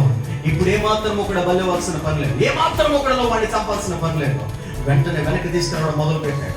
ఇప్పుడు చాలా జాగ్రత్తగా గమనించండి, అక్కడ 2 రకాలైన ఆశీర్వాదాలు ఇచ్చాడు. బలిపీఠ మీద పెట్టుబడిన తర్వాత ఒకటి పైకి చూడన్నాడు, ఆ సరే ప్రభా చూస్తున్నా, ఏం కనపడుతుంది, నక్షత్రాలు కనపడుతుంది, కిందకి చూడు ఏం కనపడుతుంది, ఇసుక కనపడుతుంది, ప్రభా నువ్వు దాన్ని కానీ దీన్ని కానీ కౌంట్ చేయగలవా? ఐ కాంట్, నేను చేయలేను, నక్షత్రాలు లెక్క పెట్టలేను, ఇసుక రేణువులు కూడా లెక్క పెట్టలేను, గుర్తుపెట్టుకో, అలా నేను ఆశీర్వదిస్తాను. అంటే ఏంటి సార్ దాని అర్థం? ఒకటి పైన ఒకటి కింద, ఒకటి పర సంబంధమైన దీవెన, 2 భూ సంబంధమైన ఆశీర్వాదం, ఈ రెండింటినీ కూడా నీకు ఇస్తానని చెప్పి వాగ్దానం చేసి పంపించాడు. ఇప్పుడు మళ్ళీ వెనక్కి వస్తా ఉన్నాడు. వెనక్కి వస్తా ఉన్నప్పుడు పనులు అడుగుంటారు, ఏమైంది సార్ అంటే, రే నేను నిరీక్షణ కలిగినాను, నా దేవుని పట్ల నేను కలిగిన నిరీక్షణ నన్ను సిగ్గుపరచలేదు. ఆ దేవుని పట్ల నేను కలిగిన నిరీక్షణ నన్ను ఏం చేయలేదు, సిగ్గుపరచలేదు. నాకు చాలా సార్లు అనిపించుంటుంది. ఇప్పుడు ఇంటికి వచ్చారు కదా, ఇంటికి వచ్చిన తర్వాత శారమ్మకు చెప్పారు ఈ విషయం అంతా, మేము అక్కడికి వెళ్తున్నామని చెప్పలేదు, చెప్పకుండా వెళ్ళారు, వీళ్ళు వచ్చారు. ఖచ్చితంగా ఇంటికి వచ్చాక అడుగుతుందా కదా, ఏమైందిరా, అక్కడికి వెళ్ళారుగా, ఏమైందని అడిగితే ఏం చెప్పుకుంటాడు? మీకు అర్థమవుతున్నమాట. అరే వెళ్ళారుగా, వారం రోజులు అయిపోయింది వీళ్ళు బయటకు వచ్చి, 3 రోజులు ప్రయాణం, పైకి వెళ్ళడం, బండి చూసుకోవడం, మళ్ళీ వెనక్కి రిటర్న్ చేయడం, 8 రోజులు పడుతుంది, మళ్ళీ 3 రోజులే కదా. సో ఇప్పుడు ఈ వారం రోజులు అయిపోయింది, ఒరే వారం రోజులు బయటకు వెళ్ళారు కదరా, ఏమైందిరా అంటే ఏమన్నా ఇస్తాక అసలు అని చెప్పండారా? అమ్మమ్మ నాన్న మంచోడు కదమ్మా, అసలు నన్ను తీసుకెళ్ళాడమ్మా, రమ్మన్నాడమ్మా, అక్కడికి తీసుకెళ్ళాక నన్ను పడుకోబెట్టి కత్తెత్తేయడమ్మా, నన్ను చంపేయడానికి రెడీ అయిపోయాడమ్మా, నేను చాలాసేపు అడిగానమ్మా, అబ్బాయి అలా కదని చెప్పేసి, అబ్బాయి అలా కదా చంపేస్తానన్నాడమ్మా, నాకు చాలా భయం వేసిందమ్మా, అంతేనా? వద్దమ్మా మనం వెళ్ళిపోదామా ఇక్కడి నుంచి, నా వద్దమ్మా మనకి, మనం వెళ్ళిపోదామా బ్యాగ్స్ అయితే అన్నాడా? ఇస్సాకు మాట్లాడుతున్న మాట ఒకసారి గమనించింది. రే ఏం జరిగిందంట అక్కడ, ఏం జరిగిందో తెలుసా? అక్కడ నేను పైకి వెళ్ళాక నన్ను బలిపీఠమే పడుకోబెట్టారు. బలిపీఠమే పడుకోబెట్టాక నీకేం కనపడిందిరా? బలిపీఠమే పడుకోబెట్టిన తర్వాత నేను దూరంగా చూస్తే నాకు పొట్టేలు కనపడటం ఏంట్రా? పొట్టేలు కనపడితే నీకేం అర్థమైందిరా అంటే, ఆ పొట్టేలు యేసుక్రీస్తుకు సాదృశ్యం అయితే బలిపీఠం మీదకి వెళ్ళిన తర్వాత, దేవుడు చూపించిన ప్రాంతానికి వెళ్ళిన తర్వాత నా స్థానంలో చచ్చిపోయిన యేసయ్యని నేను చూశాను. నా స్థానంలో చనిపోగలిగిన వాడిని నేను చూశాను. నా స్థానంలో చనిపోగలిగిన ఒక జంతువుని నేను చూశాను, నా స్థానంలో చనిపోయిన వాడిని నేను చూశాను. ఇంకేం నేర్చుకున్నావు నువ్వు అక్కడ? నేను అక్కడ నేర్చుకున్నాను ఏమో తెలుసా? ఆఖరికి దేవుడు అడిగితే నా ప్రాణం ఇవ్వడానికి కూడా నేను వెనకాడకూడదు. నాకు అర్థమైంది. నన్నే చంపడానికి తీసుకెళ్ళిపోయాడంటే నాకు అర్థమైంది రేపు పొద్దు నిన్ను కూడా వేసేట డౌట్ కూడా లేదు. కాబట్టి నాకు అర్థమైన విషయం ఒకటే, ఏది కూడా దేవుడి కంటే మనకి ఎక్కువ కాదని నాకు అర్థమైంది. ఇక్కడి నుంచి మాట్లాడి ఎందుకు జ్ఞాపకం చేస్తాను తెలుసా? 5వ వచనంలో అబ్రహాము అంటున్నాడు, మేము మళ్ళీ వెనక్కి వస్తాం. వాళ్ళు మళ్ళీ వెనక్కి వెళ్తున్నారు. వెనక్కి వెళ్తా ఉన్నప్పుడు చెప్పుకుంటూ ఇంటికి వెళ్తారన్నమాట. మళ్ళీ తర్వాత శారా మీద అడుగుంటుంది. అండ్ అలా తీసుకెళ్ళిపోయి మన పరిస్థితి ఏంటంటే ఆ టైంలో దేవుడు మాట్లాడకపోతే మనం కూడా పేట అయిపోతుంది కదండి. ఏంటంటే పరిస్థితి, దేవుడు కరెక్ట్గా టైంకి మాట్లాడాడు కాబట్టి సరిపోయింది. లేకపోతే నీ కత్తి జారున్నా, లేకపోతే నీ చెయ్యి వండుకున్నా, ముసలోడు కదా అసలు చెయ్యి ఇలా వండుకున్నా ఏమైపోతుంది పరిస్థితి, పిల్లవాడు ఏమైపోతున్నాడు అంటే అబ్రహాము మళ్ళీ చెప్తున్నాడు ఒకే ఒక మాట, ఈ నిరీక్షణ మనల్ని సిగ్గుపరచు.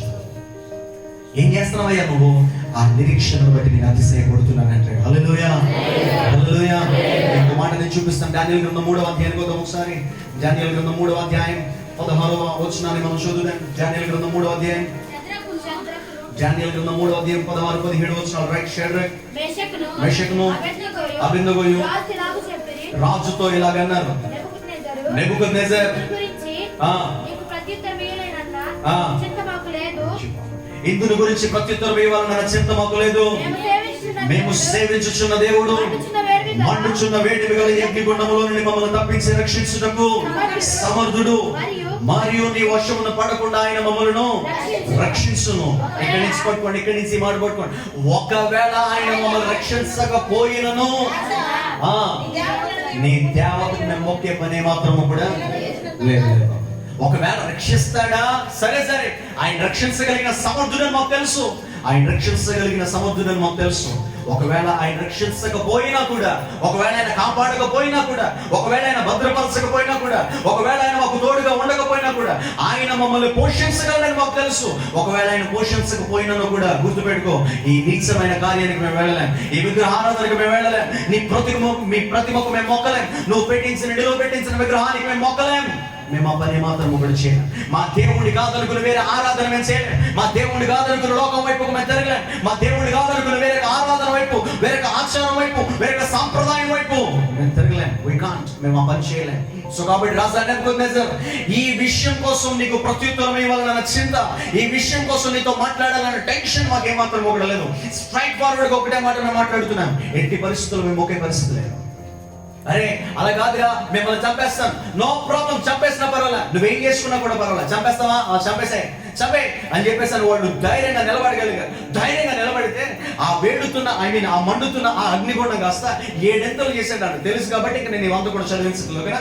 7 ఎంతలు చేస్తే ఎవరైతే 7 ఎంతలు చేయడానికి వెళ్ళారో, ఎవరైతే వీళ్ళని పాడేయడానికి వెళ్ళారో, వీళ్ళ వస్త్రములు తీయకనే, అంటే వీళ్ళ వస్త్రాలు ఏ వస్త్రాలు అయితే ధరించుకున్నారో, ఏ డ్యూటీతో వీళ్ళైతే ఉన్నారో, ఏ డ్యూటీలో వీళ్ళు ఉన్నారో, ఆ డ్యూటీ వస్త్రాలతో, యూనిఫామ్ తోటే వీళ్ళని తీసుకెళ్ళి ఎక్కడ పడేశారంట? చెప్పాలరా, ఎక్కడ పడేశారు? అగ్నిగుండంలో వీళ్ళు పడేయడానికి వెళ్ళారు. అక్కడ ఒక మాట ఉంటుంది, వీళ్ళని పడేయడానికి వెళ్ళిన వాళ్ళు ఏమైపోయారు? చెప్పాలి మీరు, ఏమైపోయారు? పడేయడానికి వెళ్ళిన వాళ్ళు కూడా కాలిపోయారు. చదవడం వచ్చినాడు ఒకసారి. రాజాజ్ఞ తీవ్రమైనందున గుండము మిక్కిలి వేడిమి గలదైనందున విసిరివేసిన ఆ మనుషులు, ఈ మాట పట్టుకోండి, అగ్ని జ్వాలల చేత వాళ్ళు కాల్చబడి ఏమైపోయారు? చచ్చిపోయారు. పడేయడానికి వెళ్ళిన వాళ్ళు కూడా చచ్చిపోయారు. సో ఎప్పుడైతే ఆ పని జరిగిందో, ఎన్నో వచ్చిన 22వ వచనం వాడు కనపడుతుంది కదా, పడేయడానికి వెళ్ళిన వాళ్ళు కూడా చచ్చిపోయారు. ఎప్పుడైతే వీళ్ళు పడిపోయారో కొంచెం ప్రాక్టికల్ గా ఆలోచించండి. వీళ్ళు శుభ్రంగా లేచి తిరుగుతున్నారంట. అప్పటికే వీళ్ళు పడుతుండగానే దేవుని ఆత్మ వాళ్ళ మధ్యలోకి రావడం, వీళ్ళు పడుతుండగానే దేవుని దూత వాళ్ళ మధ్యకి రావడం, వీళ్ళు పడుతుండగానే యెహోవా దేవుడు యేసుక్రీస్తు వాళ్ళ మధ్యలోకి వచ్చి వాళ్ళతో ఉండడం గమనించగలిగే నెబుకద్నెజర్ గబుక్కున సింహాసనం మీద నుంచి లేచి ఈ మాట చెప్తున్నాడు. ఏమో తెలుసా? 25వ వచనం చదువుతున్నా. నేను అన్ని చదివించట్లేదు, నాకు టైం లేదు కాబట్టి అవసరమైన వచనాలు చదివిస్తున్నాను. అందుకు రాజు ఈ మాట అంటున్నాడు, నేను 4 మనుషులను బంధకములు లేక అగ్నిలో సంచరించుట నేను చూస్తాను, వారికి హాని ఏమి కూడా కలగలేదు. 4వ వారి రూపము దేవదూతల రూపం పోలినదని వారికి ప్రత్యుత్తరం ఇచ్చాడట. హల్లెలూయా. చెప్పండి ఒకసారి, 2 చేతులు పైకి చేద్దాం. హల్లెలూయా. ఇక్కడి నుంచి శ్రద్ధగా నా మాట మీరు గమనించగలిగితే ఇంకొక మాట ఇక్కడ మీకు అర్థమవుతున్న మాట ఏంటో తెలుసా? ఇప్పుడు 4వ వాడు కనపడ్డాడంట. వీళ్ళ బంధకాలన్నీ కూడా దిగిపోయి వీళ్ళ నలుగురు కూడా తిరుగుతున్నారు. నెబుకద్నెజర్ అంటున్నాడు, వేడిమి గల అగ్నిగుండం అది, చాలా వెలుగు కనపడుతోంది, చాలా అగ్ని కనపడుతోంది. ఆ ఫర్నెస్ అంతా కూడా అగ్నితో నింపబడిపోతే ఇప్పుడు గబుక్కుని లేచి చూస్తూ చెప్తున్న వాటిని తెలుసా? 4వ వాని రూపము ఎలా కనపడుతుంది? నాకు చెప్పాలి, ఈరోజు ఎలా కనపడుతుంది? దేవదూతల రూపంలో కనపడుతుంది. మహిమ కలిగిన రూపాన్ని నేను చూస్తా ఉన్నాను, వెలుగును నేను చూస్తా ఉన్నాను, తేజస్సును నేను చూస్తా ఉన్నాను. వీళ్ళ నలుగురితో పాటు వెలుగుతో నింపబడిన దూతను నేను చూస్తా ఉన్నాను. వీళ్ళ నలుగురితో పాటు ఒక తేజస్సును నేను చూడగలుగుతున్నాను. ఇప్పుడు నెబుకద్నెజర్ చూస్తున్న తేజస్సు, దేవుని యొక్క తేజస్సు ఎంత భయంకరంగా ఉందో మీకు అర్థమవడానికి ఒక మాట చెప్పనా? చీకట్లో కనపడుతున్న తేజస్సు కాదది. చీకట్లో తేజస్సు కనపడితే కొంచెం వెలుగు వచ్చినా కూడా పెద్ద వెలుగులాగానే కనపడుతుంది. కానీ అక్కడ 7 ఎంతలు చేయబడిన, మీకు అర్థమవుతున్నమాట, 7 ఎంతలు చేయబడిన అగ్నిగుండము కంటే దేవుని తేజస్సు మరి కాంతివంతంగా కనపడుతుందంట. హల్లెలూయా, హల్లెలూయా. దేవుని తేజస్సు మరి కాంతివంతంగా కనపడుతుంది. ఇలా కాంతివంతంగా కనపడి అంటున్నాడు, ఆ 4వ వాని రూపము దేవుని రూపంలో ఉండడం నేను చూడగలుగుతున్నా, దేవదూతల రూపంలో ఉండడం చూడగలుగుతున్నా. నెబుకద్నెజర్ గారు, ఇప్పుడు మీకు ఏమర్థమైందండి అని అడిగితే, దేవుని బిడ్డల కోసం నాకు ఈ రోజు వచ్చిన క్లారిటీ ఏంటో తెలుసా? వాళ్ళు సమస్యలో ఉంటే దేవుడు వాళ్ళకు తోడుగా నడిపించగలుగుతాడని. హల్లెలూయా, హల్లెలూయా. ఇంకొక మాట ఇంకో కొంచెం లోతుగా చెప్పాలి అని అంటే, శ్రమలో ఉన్న వాడికి దేవుడు తన ప్రత్యక్షత నుంచి బలపరిచాడు. శ్రమలో ఉన్నవాడికి దేవుడు తన ప్రత్యక్షత ఇస్తే, శ్రమలో ఉన్నవాడికి దేవుడు తన మహిమను తోడుగా ఇస్తే, బాధలో ఉన్నవాడికి, వేదలో ఉన్నవాడికి దేవుడు తన తేజస్సును తోడుగా ఉంచితే, ఇప్పుడు దాన్ని చూసి రాజులు వెళ్ళిపోవడం మొదలు పెట్టారు. రాజులు కంగారు పడడం మొదలు పెట్టారు. రాజు కంగారు పడి అయ్యో, ఈ విధముగా రక్షించగలిగిన సమర్థుడు దేవుడు ఇంకెవరు కూడా లేడు. ఎవడు కూడా లేడు. వీళ్ళ నలుగురిని కూడా బయటికి తీసుకొచ్చాను. వీళ్ళ ముగ్గురిని బయటికి తీసుకొచ్చాను. బయటికి తీసుకొచ్చిన తర్వాత ఇప్పుడు నేను మళ్ళీ జ్ఞాపకం చేస్తున్నాను. ఏమయ్యా, మీకు టెన్షన్ లేదంటయ్యా? ఎంత ధైర్యంగా మీరు చెప్పారంటే, వాళ్ళు చెప్తారు, సార్ మా దేవుడు ఏంటో మాకు తెలుసండి, మా దేవుడు గొప్పతనం ఏంటో మాకు తెలుసండి, మా దేవుడి శక్తి ఏంటో మాకు తెలుసండి, మా దేవుడి సామర్థ్యం ఏంటో మాకు తెలుసండి, అందుకోసం మేము మొక్కాల్సిన పని లేదు. ఒకవేళ మీరు చచ్చిపోతే ఏమవుతుందిరా? మేము చచ్చిపోతే దేవుని దగ్గరికి వెళ్ళిపోతాం సార్, మాకు పెద్ద ప్రాబ్లం ఏమీ లేదండి, మాకు ఏ ఇబ్బంది కూడా లేదండి, మేము నేరుగా దేవుని దగ్గరికి వెళ్ళిపోతాం. ఇప్పుడు మీరు శ్రమలోనికి అనుమతించబడుతున్నారని, మీరు పరీక్షలోనికి అనుమతించబడుతున్నారని మీకు తెలుసా? అంటే మేము శ్రమ పరచబడబోతున్నాం అనే విషయం మాకు తెలుసు, మేము పరీక్షించబడబోతున్నాం అన్న విషయం మాకు తెలుసు. మరి ఇప్పుడు శ్రమ వచ్చినా, పరీక్ష వచ్చినా మీకు కంగారు లేదేంటయ్యానంటే, శ్రమ మాకు ఓర్పును కలుగజేస్తే, మా ఓర్పుకు దేవుడు పరీక్ష పెడితే, ఆ పరీక్ష వలన మాకు నిరీక్షణ వచ్చింది. ఆ నిరీక్షణ బట్టి మేము దేవుడి కొరకు నిలబడుతున్నాం అంటారు. హల్లెలూయా, హల్లెలూయా. బయటకు వచ్చాక సమాజానికి తెలియజేస్తున్న వార్త ఏమైనా ఉందాయా? మీ ముగ్గురిని కూడా నిలబెట్టాడు. వాళ్ళ ముగ్గురిని కూడా ఆఖరి వచనంలో ఈ మాట ఉంటుంది, ఆ ముగ్గురిని కూడా దేవుడు రాజు ఆ సంస్థానంలో హెచ్చరించడం మొదలు పెట్టాడంట. హెచ్చరించబడిన తర్వాత వీళ్ళ ముగ్గురు కూడా నిలబడి ఇప్పుడు ప్రజలందరికీ చెప్తున్నారు, మీరు ఈ దేవతకు మొక్కాల్సిన పని లేదు, మీరు ఈ విగ్రహానికి మొక్కాల్సిన పని లేదు. సజీవుడైన దేవుడు ఒకడు ఉన్నాడు. ఆయన కొరకు మనం నిలబడగలిగితే, ఆయన కొరకు మనం నిరీక్షించగలిగితే దేవుడు అద్భుతం చేస్తాడు. ఇంతకీ మీరు ముగ్గురు చెప్పాల్సింది ఏంటయ్యా అంటే, వీళ్ళ ముగ్గురు ధైర్యంగా నిలబడి ఒకేసారి నోరు తెరిచి చెప్పే మాట తెలుసా? ఆయన పట్ల మనం నిరీక్షణ ఉంచితే, ఆ నిరీక్షణ ఎట్టి పరిస్థితుల్లో మనం సిగ్గుపరచదు. హల్లెలూయా, హల్లెలూయా. అందుకే పౌలు అంటాడు రోమపత్రికలో, ఈ నిరీక్షణ మనలను సిగ్గుపరచదు. ఏ విషయం కోసం దేవుని దగ్గర నువ్వు కనిపెడుతున్నావో, ఏ విషయం కోసం దేవుని దగ్గర నువ్వు ప్రార్థన చేస్తున్నావో, ఏ విషయం కోసం దేవుని దగ్గర పదే గోదాడుతున్నావో, ధైర్యం తెచ్చుకో. మోకాళ్ళై దేవుని సన్నిధిలో పోరాడు. చల్లారిపోయే పరిస్థితి నీకొద్దు, దిగదారిపోయే పరిస్థితి నీకొద్దు, వెనకెళ్ళిపోయే పరిస్థితి నీకొద్దు, రాను దేవునికి దూరం అయిపోయే పరిస్థితి నీకొద్దు, మరింత దేవునికి దూరంగా ఉండే పరిస్థితి నీకొద్దు.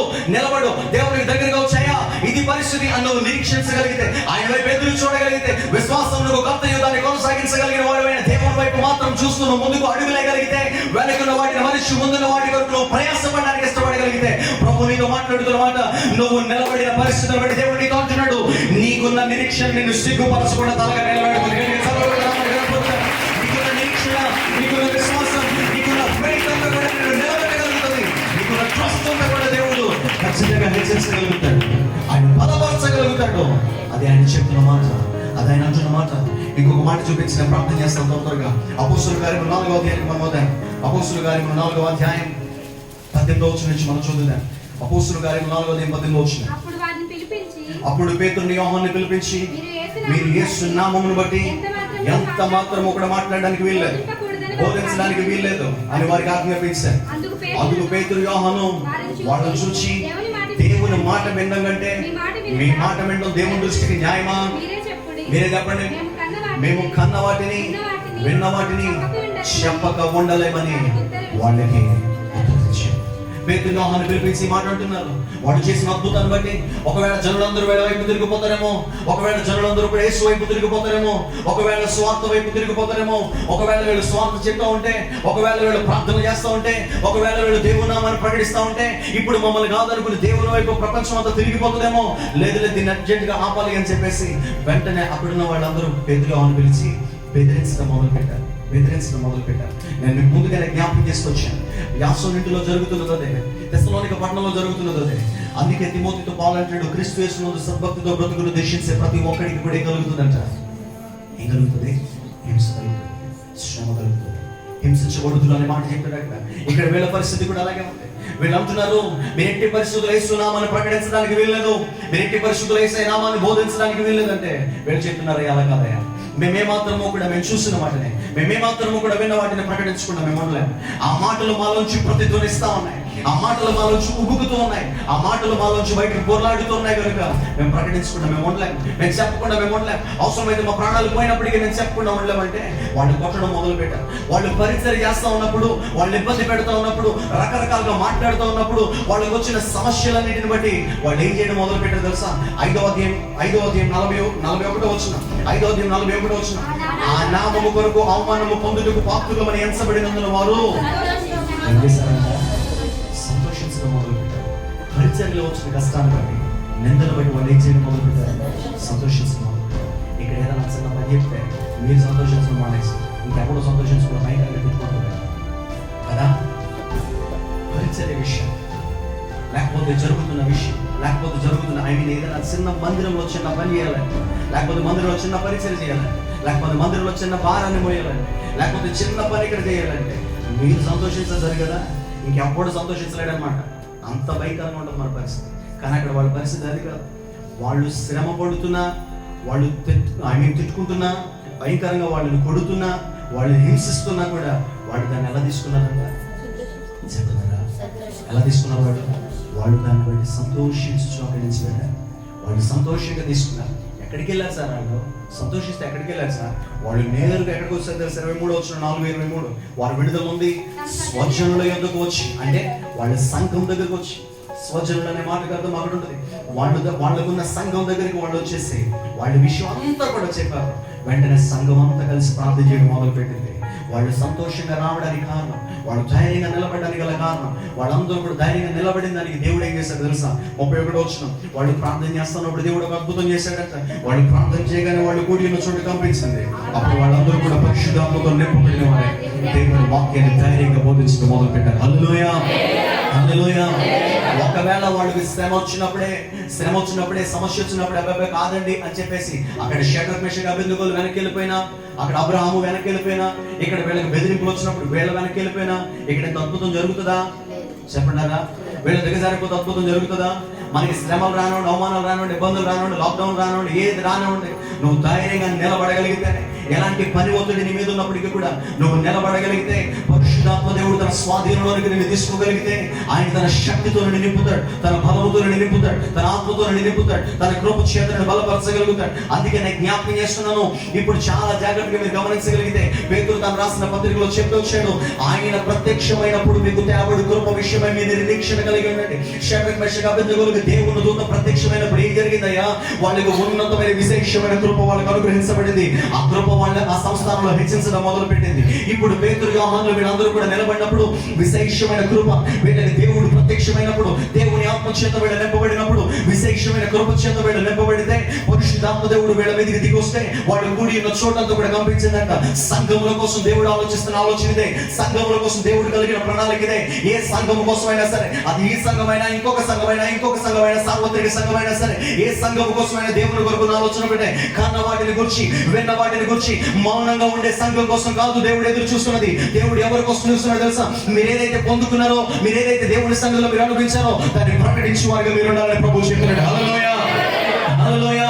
మీరు ఎక్కడ విన్న మాట, మీరు ఇక్కడ పొందుకున్న దేవుని కార్యం, మీరు ఇక్కడ చూసిన దేవుని శక్తి అది బయటకు వెళ్ళి ప్రకటించగలిగితే రకరకాలుగా హింసలు వచ్చినా, వ్యతిరేకతలు వచ్చినా, వినమన్న మాట వచ్చినా నువ్వు ధైర్యం తెచ్చుకో. నేను వినకపోయినా, నన్ను వినకపోయినా పర్వాలా, నా మాట వినకపోయినా పర్వాలా, నేను చెప్తాను దేవుడు నాకు ఏం చేశాడు, నేను చెప్తాను సువార్తని, నేను చెప్తాను, నేను కొద్దిమందిని దేవుని మందిరానికి నడిపిస్తా, నేను కొద్దిమందిని దేవుని సన్నిధికి నేను నడిపించగలుగుతాను. వాడు వచ్చిన రాకపోయినా నేను బ్రతిమాలుతాను, ఏదో ఒకలాగా నేను తీసుకొస్తాను. నాకు నమ్మకం ఉంది, నాకు నిరీక్షణ ఉంది, దేవుడు ఖచ్చితంగా కార్యం చేయగలుగుతాడని. అలాంటి నిరీక్షణ కలిగి దేవుడి కొరకు నిలబడగలిగితే అక్కడ రెండు కార్యాలు జరుగుతున్నాయి. ఒకటి, దేవుడు వాళ్ళని పరిశుద్ధాత్మతో నింపాడంట. నెంబర్ 2, వాళ్ళు ధైర్యంగా బోధించగలిగిన పరిస్థితులు ఇచ్చాడంట. అక్కడతో ఆగిపోయిందంటే లేదు. 5వ అధ్యాయం 15వ వచనం చదువుతున్నా. అందుచేత పేతురు అలా నిలబడినప్పుడు జరుగుతున్న పరిస్థితి చూడండి. పేతురు ఎక్కడైనా నడిచి వస్తా ఉంటే, పేతురు ఎక్కడికైనా బయటకు వీధుల్లోకి వెళ్తా ఉంటే, పేతురు వచ్చి చూడగా జనులు రోగులను వీధుల్లోకి తెచ్చి వారిలో ఎవని మీదనైనను అతని నీడ పడవలనని మంచముల మీదను పరుపుల మీదను వాళ్ళని ఉంచడం మొదలు పెట్టారంట. హల్లెలూయా. పేతురు నడుచుకుంటా వెళ్తా ఉంటే పరిశుద్ధాత్మల చేత నింపబడ్డాడు కాబట్టి, నేను మళ్ళీ జ్ఞాపకం చేస్తాను సంగమా, పరిశుద్ధాత్మల చేత నింపబడ్డాడు కాబట్టి అతని వస్త్రము తగులుతుంటే స్వస్థత వచ్చేస్తుంది. ఇప్పుడు వస్త్రం తగులుతుంటే స్వస్థత వచ్చేస్తుంది. పేతురుని బట్టి కాదు, పేతురు లోపల ఉన్న పరిశుద్ధాత్మను బట్టి. హల్లెలూయా. ఇంకొంచెం ఆలోచించండి, ఇంకొంచెం నడుచుకుంటే వెళ్తుంటే నేల పడితే చాలా స్వస్థత వస్తుంది. అందుకంటే జనులందరూ కలిసి వీధులలో మంచాల మీద పడుకోబెట్టేవారు, బలహీనంగా ఉన్న వాడిని పరుపుల మీద తీసుకొచ్చి పడుకోబెట్టేవారు. ఈ మాటను ఎందుకు జ్ఞాపకం చేస్తున్నా తెలుసా? పరిశుద్ధాత్మల చేత నింపబడిన వాడికి అనుభవది. సంఘం అంతా కూడా పరిశుద్ధాత్మల చేత నింపబడితే, సంఘంలో ఉన్న ప్రతి ఒక్కడు దేవుని ఆత్మ చేత నింపబడగలిగినప్పుడు దేవుడు అటువంటి అద్భుతమైన కార్యాలు జరిగించగలుగుతాడు. ఈయన నడుచుకుంటూ వెళ్తున్నాడంట. ఈయన నడుచుకుంటూ వెళ్తుంటే బలహీనంగా ఉన్న ప్రతి ఒక్కడు వెనకాల లేచి నడుచుకుంటూ వచ్చేస్తున్నాడు. హల్లెలూయా. ఈయన వెళ్తా ఉన్నాడు. ఈ నీడ పడిన ప్రతి ఒక్కడు లేచి దిగ్గులు లేచి దేవుని స్తుతించుకుంటూ వస్తా ఉన్నారు. ఇలా సంఘం ఎప్పుడైతే నింపబడగలుగుతుందో, సంఘం ఎప్పుడైతే నిరీక్షించగలుగుతుందో, సంఘం ఎప్పుడైతే ఆత్మతో నింపబడగలుగుతుందో, నేను మళ్ళీ జ్ఞాపకం చేస్తున్నా, ఇక్కడున్న మనందరము దేవుని ఆత్మ చేత నింపబడతాం. ఇక్కడున్న మనందరము దేవుని శక్తి చేత నింపబడతాం. ఒక్కసారిగా మీరు వీధిలో కూడా వెళుతున్నప్పుడు చీకటి కలిగిన ప్రాంతంలోని కూడా వెలుగుగా దేవుడు మార్చగలుగుతాడు. ఒక గొప్ప జీవజల నదిని దేవుడు ప్రవహింపచేయగలుగుతాడు. అనేక మందిని దురాత్మ నుండి విడిపించగలుగుతాడు. ఎందుకో చెప్పరా, ఇది నిన్ను బట్టి నన్ను బట్టి వచ్చేది కాదు, ఇది నీ వల్ల నా వల్ల వచ్చేది కాదు, ఇది మనల్ని బట్టి వచ్చేది కాదు, మన లోపల పరిశుద్ధాత్మ దేవుడు బట్టి. అదే మాట జ్ఞాపకం చేస్తున్నాడు. ఎప్పుడైతే ఈ సంఘంలో జరుగుతుందో, సంఘము లోయలోనికి వెళ్ళినా కూడా లోయలో ఉన్న ఎముకలు గొప్ప సైన్యంగా మార్చగలిగిన దేవుడు ఆయన. హల్లెలూయా. అది ఆత్మచేత నింపబడినప్పుడు జరగగలిగిన కార్యం. ఇది చల్లారిపోతేనో, 4 వారాలకు ఒకసారి వస్తేనో, 2 వారాలకు ఒకసారి వస్తేనో, అప్పుడప్పుడు వస్తేనో జరిగేది కాదు. ఇంత ఉన్నతమైన కృపను దేవునికి ఇస్తా ఉంటే దేవుని మందిరాన్ని వెళ్ళ నిర్లక్ష్యం చేయగలుగుతున్నావు చెప్పు నాకు. ఎంత కృపను దేవుడి తన మందిరంలో నీకు ఉంచితే, ఎంత నిరీక్షణను దేవుడు తన మందిరంలో ఉంచితే, ఎంతటి ఆశీర్వాదాన్ని దేవుడు తన మందిరంలో ఉంచితే, మీరు చాలా మంది ఆయన మందిరాన్ని ఎలా నిర్లక్ష్యం చేయగలుగుతున్నారు? అసలు ఆయన మందిరాన్ని ఎంత నిర్లక్ష్యంగా మీరు వ్యవహరించగలుగుతున్నారు? ఆయన మందిరంలో ఎంత నిర్లక్ష్యంగా మీరు ఉంటున్నారు? నువ్వు చెప్పగలవా దేవునికి సమాధానాన్ని? ఆయన మందిరం అంటే గౌరవం లేక, ఆయన మందిరం అంటే విలువ లేక, చూద్దాంలే ప్రతిసారి ఉండేదే కదా, ఈ పౌరం కాకపోతే వచ్చేవారు వెళ్దాం, ఎంత నిర్లక్ష్యంగా నువ్వు దేవునితో వ్యవహరిస్తున్నావో తెలుసా? ఆలోచించు. ఆయనకు నువ్వు ప్రతి దానికి కూడా నువ్వు జవాబు ఇవ్వాలి. ఒకనొక రోజు నువ్వు లెక్క చెప్పాలి. ఆయనకి ఇచ్చిన కృపకు నువ్వు దాన్ని వాడుతున్న విధానానికి నువ్వు తిట్టుకున్న పర్వాలేదు, నువ్వు ఎలా తీసుకున్నా కూడా పర్వాలేదు. మాట ఎలక్ట్రాన్ ఓపెన్ గా మాట్లాడుతున్నాడు. పరిశుద్ధాత్మ దేవుడు నీతో మాట్లాడుతున్నప్పుడు ఖచ్చితంగా వినాల్సిందే, ఏ సందేహం లేదు. ఆయన మందిరం పట్ల ఈయన మందిరంలో ఎంత కృపనుంచాడని తెలిసి కూడా, మందిరం మీద రకరకాలుగా మాట్లాడుకోవడం, మందిరం కోసం రకరకాలుగా మాట్లాడుకోవడం, ఏది వాస్తవం ఏదో వాస్తవమో తెలియకుండా ఇష్టానుసారంగా మాట్లాడుకునే పద్ధతులు, దేవుని నామాలను ఎంతగా రెచ్చగొడుతున్నావు నీకు అర్థమవుతుందా?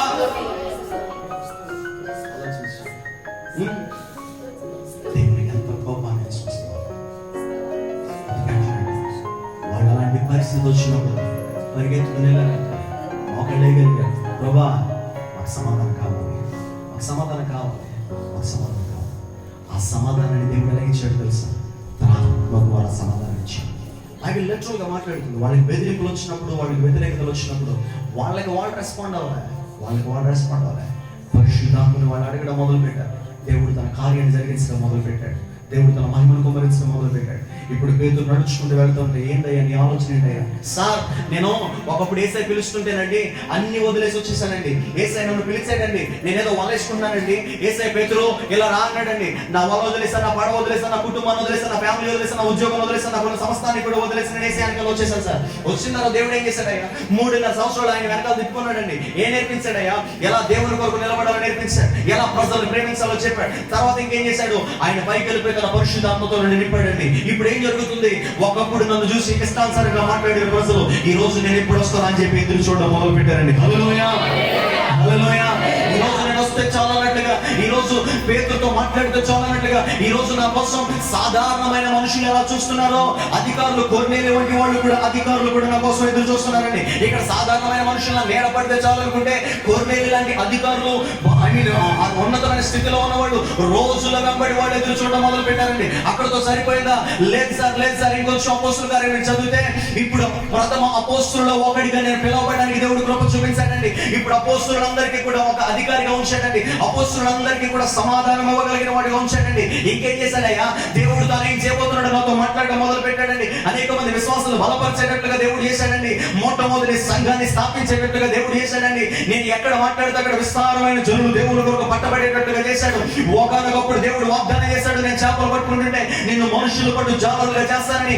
ఆ వాగ్దానం చేసిన వాడు నమ్మదగిన వాడు కనుక ఒక ప్రసంగం చేస్తే 3,000 మంది పట్టబడ్డారు సార్. ఇంకొక ప్రసంగం చేస్తే 5,000 మంది పట్టబడ్డారు సార్. కొన్ని వేల మంది జనులను దేవుడు మా చేతులకు అప్పగించాడని. పేతురు, ఎంతకి నువ్వు చెప్పాలనుకుంటున్నది ఏంటంటే అంటే, దేవుడి కొరకు నేను నిలబడినప్పుడు నాకు దేవుడు నిరీక్షణ ఇస్తే, ఈ నిరీక్షణ నన్ను ఎప్పుడు కూడా సిగ్గుపరచలేదండి. ఆ నిరీక్షణ నన్ను ఏ రోజు కూడా సిగ్గుపరచలే. మరి ఇప్పుడు చెప్పేది ఏంటయ్యా? ఆ నిరీక్షణ బట్టి నేను అతిశయపడుతున్నాను సార్. ఆ నిరీక్షణ ఎందుకు నువ్వు నిరీక్షణ కలిగినావు? యేసుక్రీస్తు ప్రత్యక్షమైనప్పుడు నాకు దేవుడు కృప విషయం నేను నిరీక్షణ కలిగినాను. ఈ రోజున సంఘమా నీతో ప్రభు మాట్లాడుతున్న మాటలే, ఆయన నీకు ప్రత్యక్షమైనప్పుడు నీకు దేవుడు కృప విషయమైన నిరీక్షణ కలిగినారు. ఆయన ప్రత్యక్షమైనప్పుడు విశేషమైన కృపను నీ పట్ల ఆయన అనుగ్రహించగలిగినట్లుగా, ఆయన ప్రత్యక్షమైనప్పుడు తన రూపులోనికి నిన్ను మార్చగలిగినట్లుగా. ఆ కృప ఏం చేస్తుందండి? ఆయన ప్రత్యక్షమైతే తన రూపులోనికి నిన్ను మార్చగలిగినట్లుగా, తన స్వాధీనంలోనికి నేను తీసుకోగలిగినట్లుగా చేయగలిగిన కృప నీకు అనుగ్రహించబడడానికి ఈ రోజు నువ్వేం కలిగి ఉండాలో తెలుసా? ఆ నిరీక్షణ ఏ రోజు కూడా నేనేం చేయను, సిగ్గుపరచు. ఆ నిరీక్షణ ఏ పరిస్థితుల్లో కూడా నేను సిగ్గుపరచు.